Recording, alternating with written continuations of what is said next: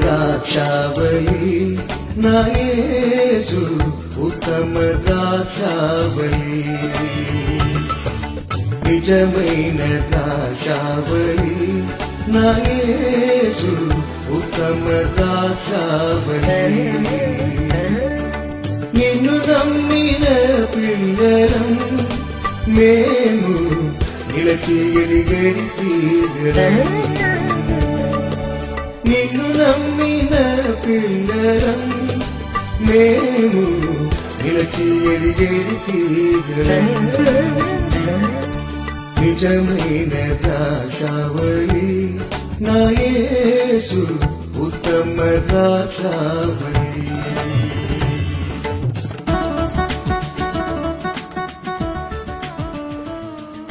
కృతజ్ఞత చెల్లించాల్సిన వరములు. మన ప్రభువును రక్షకుడైన యేసుక్రీస్తు అనుగ్రహించు కృపయందును జ్ఞానమందును అభివృద్ధి పొందుడి. 2 పేతురు 3:18. భారాలు అధికమైనప్పుడు ఆయన అధిక కృపను అనుగ్రహిస్తాడు. ప్రయాస అధికమైనప్పుడు ఆయన అధిక బలాన్ని అందిస్తాడు. అధికమైన కష్టాలలో ఆయన తన కరుణను, రెట్టింపైన పరీక్షలకు తన రెట్టింపు సమాధానాన్ని అనుగ్రహిస్తాడు. ఆయన ప్రేమకు పరిమితి లేదు, ఆయన కృపకు కొలత లేదు. మానవులకు తెలిసి ఆయన శక్తికి హద్దులు లేవు. యేసుక్రీస్తులోని తన అనంత ఐశ్వర్యంలో నుండి ఆయన ఇస్తాడు మరలా ఇస్తాడు. Annie Johnson Flint. ద్రాక్షవల్లి తీగలు. కొన్నిసార్లు నేను ఒక సాధారణ సత్యాన్ని వివరించడానికి నాతో పాటు ఒక స్ట్రాను, అంటే ద్రవ పదార్థాలు తాగే గొట్టం, దాన్ని నా వెంట తీసుకెళ్లేవాడిని. దీని గురించి వివరించే వాక్య భాగం యోహాను సువార్త 15:5. ద్రాక్షవల్లి నేను, తీగలు మీరు. ఈ తీగ అన్ని హంగులు కలిగిన స్ట్రాలాగా ఉండి మనల్ని ఆశ్చర్యపరిచే మిశ్రిత సమ్మేళనంగా కనబడుతూ నేల నుండి పోషకాలను గ్రహిస్తుంది.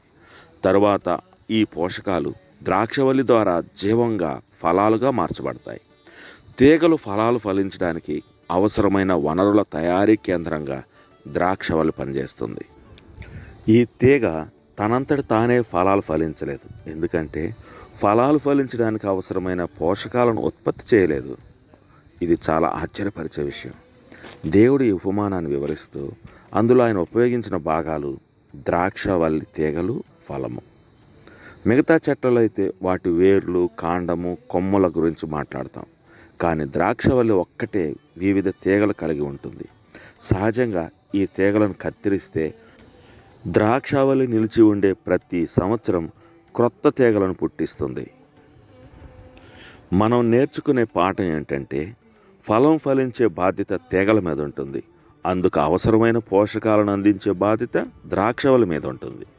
ఫలాలు కాసే ప్రక్రియ ప్రారంభించినప్పుడు ద్రాక్షవల్లి తనంతట తానే అన్ని తీగలకు కావలసిన ఆహారాన్ని సరఫరా చేస్తుంది. ఫలము అభివృద్ధిలోనికి వస్తున్నప్పుడు ఈ సంగ్రహించే ప్రక్రియ కొనసాగి ప్రతి తీగ ఒక స్ట్రాలాగా మారి ద్రాక్షవల్లి ఉత్పత్తి చేసి అందిస్తున్న వనరులను సరఫరా చేస్తుంది. మనం మన ప్రభువైన యేసుక్రీస్తు మీద ఏ విధంగా ఆధారపడాలి అనే విషయాన్ని వివరించడానికి ప్రభు ఈ ద్రాక్షవల్లి తీగల ఉపమానాన్ని ఎంత సరిగ్గా ఎన్నుకున్నాడు. దేవుడు మనకిచ్చిన బాధ్యతలో భాగంగా మనం ఫలం ఫలించడం ప్రారంభించినప్పుడు మనకు కావలసిన వనరులన్నీ క్రీస్తులో లభ్యం అవుతాయి. ద్రాక్షవల్లి యజమానిని సంతృప్తిపరిచే విధంగా ఫలాలు ఫలించడానికి క్రీస్తు అనుగ్రహించేవి తప్ప ఇంకా వేటితో పనిలేదు. ఈ ద్రాక్షవల్లి సాదృశ్యాన్ని మరింత లోతుగా అధ్యయనం చేస్తే ద్రాక్షవల్లి ఏ రకమైన ఫలాలు ఉత్పత్తి చేయడానికి రూపించబడిందో తీగలు ఆ ఫలాలు మాత్రమే ఫలించగలవు. యాపిల్ పండు లేక చెర్రీ పండు కొమ్మలకే కాసినప్పటికీ ఓ ద్రాక్ష తీగ చెర్రీ పండును లేక యాపిల్ పండును ఫలించలేదు. తీగ ఏ లక్షణాలు కలిగిన ఫలాలు ఫలించాలో ద్రాక్షవల్లి శాసిస్తుంది. ఈ లక్షణాలు ఏవనగా పండు పరిమాణం, రంగు, కాలము, రూపు మరియు అన్నిటికంటే ముఖ్యంగా రుచి.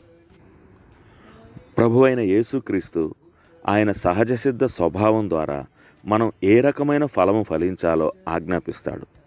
పౌలు ఫిలిప్పీలోని విశ్వాసులు యేసుక్రీస్తు వలనైన నీతి ఫలములతో నిండుకొనిన వారై ఉండాలి అని ప్రార్థిస్తున్నాడు.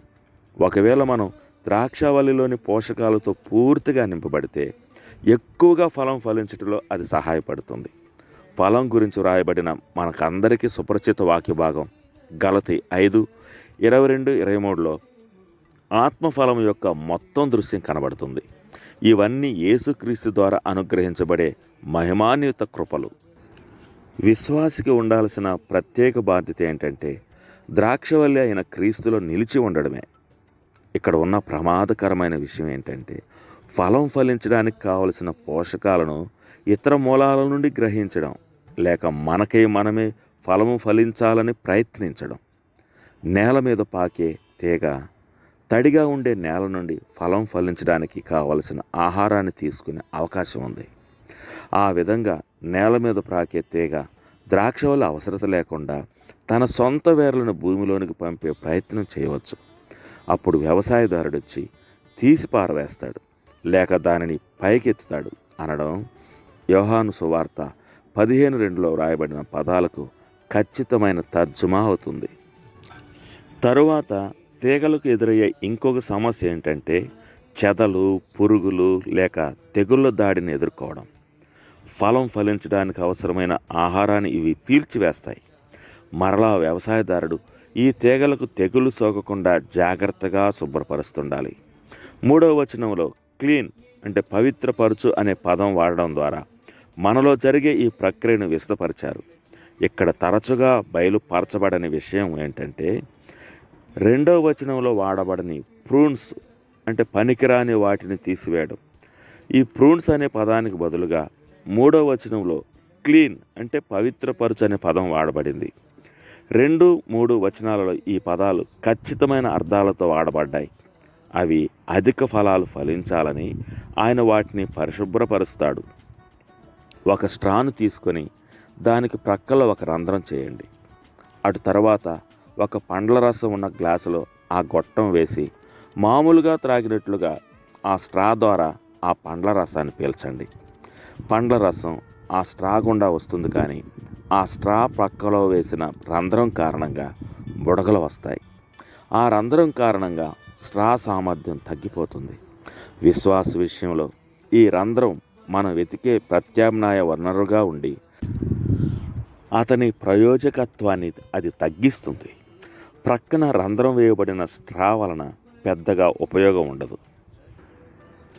మన ఫలాల వృద్ధి కోసం తండ్రి మీద, ఆయన కుమారుడి మీద ఆధారపడే ఎంత గొప్ప అద్భుత సౌలభ్యం మనకు అనుగ్రహించబడిందో కదా.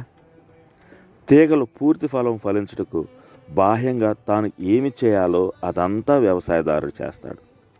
కుమారుడు ద్రాక్షవల్లిలాగా ఉండి ఫలం ఫలించుటకు కావలసిన వనరులన్నీ సమకూర్చి తద్వారా తండ్రి మహిమపరచబడులాగా చేస్తాడు. మనం చేయవలసిందల్లా నాలో నిలిచి ఉండండి అని క్రీస్తు చెప్పిన మాటలు అనుసరించడమే. మనం ఆ విధంగా ఆయన మాటలకు విధేయులమైతే ద్రాక్షవల్లి నుండి సమకూర్చబడే వనరుల మూలంగా ఫలము తనంతట తానే ఫలిస్తుంది. ఆయనలో నిలిచి ఉండండి.